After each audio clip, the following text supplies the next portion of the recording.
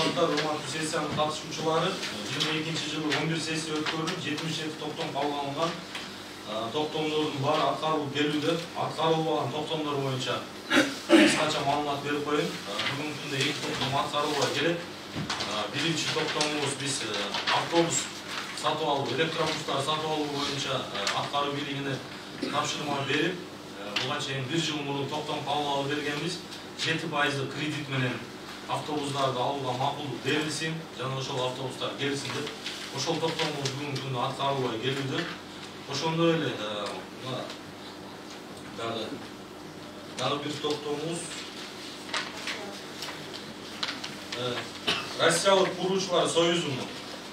Аны дагы былтыр бизге 9 айлык бюджетти карап атканыбызда Россиялык куруучулар союзунан 5% кредитке деп алып келип, 14 проектисин бизге көрсөтүп, ушуларды алып атабыз, 5% кредит 5 жылдан кийин төлөмдөр башталат деп, ошонун ичинде канчалаган иштер бүт өткөн деп дагы биздин макулдугубузду алган. 3 миллион 400 миң проектилерди бүтүрүү үчүн акча каражатын бөлүп бергенбиз. Бүгүнкү күндө ошол токтомубуз дагы аткарылбай келди. Кабыл алынган токтомдорубуз бүгүнкү күндө аткарылып жатат.